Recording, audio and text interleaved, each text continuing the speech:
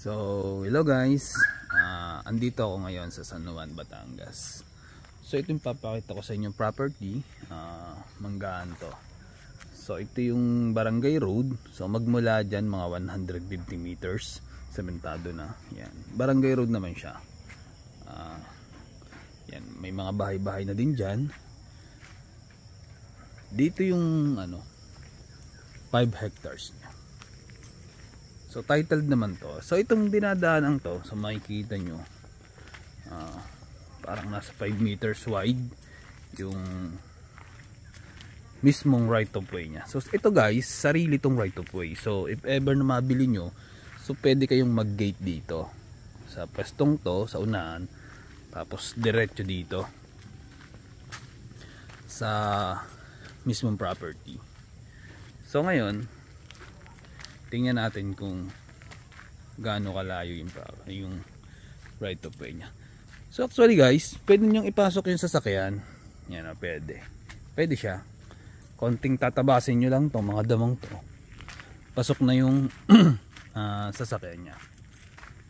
So ngayon, kasi nilakad ko lang para makita nyo ng actual yung pinaka right of way nya. So makikita nyo, nakagraba siya. Ayan, grabe siya.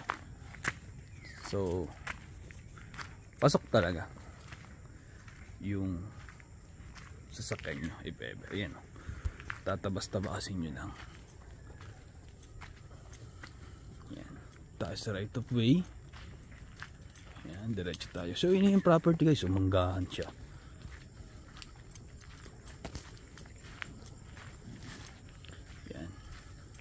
Flatland to. Yan, ito na. Ito na yung pinaka property nya. Property line. Yan, ang daming mangga.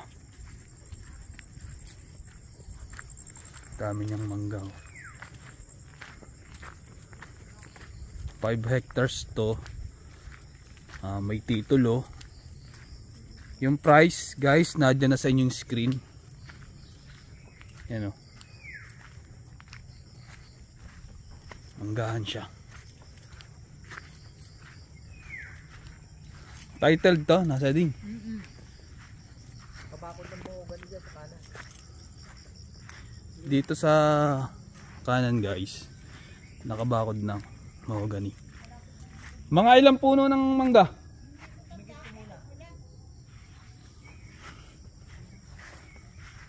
Yan, napakadaming mangga nito guys.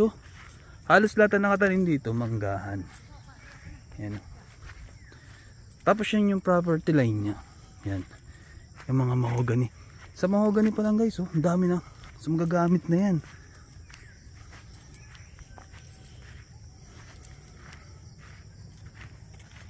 Kailangan ko na mag-exercise guys. Medyo napapagod sa lakaran. Yan guys, yan yung loob ng property. So makikita nyo guys, yung mangga bata pa, matagal pa yung itatagal nya kasi bata pa. So pag napa-spray ito, napakadaming bulaklak nito. Yan. Mango farm. Dito lang yan guys sa San Juan, Batangas. So magmula dun sa munisipyo, so narasan ko siya 10 minutes mula sa munisipyo ng San Juan. Tapos mga mula sa beach, mga 15 minutes. Ganun. Kasi yung daan ito, itong manggahang to, ano siya, papuntang Laia, Batangas. Yan.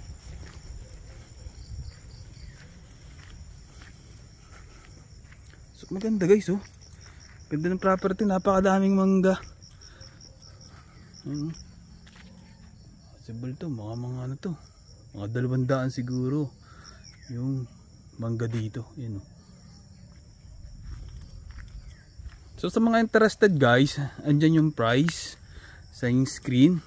Then mula Metro Manila, nasa 2 to 3 hours yung biyahe nyo dito papunta ng San Juan, Batangas. So mag-exit kayo ng Lipa, then ang babaybayin nyo Lipa, pag exit nyo Lipa, Padre Garcia, Rosario.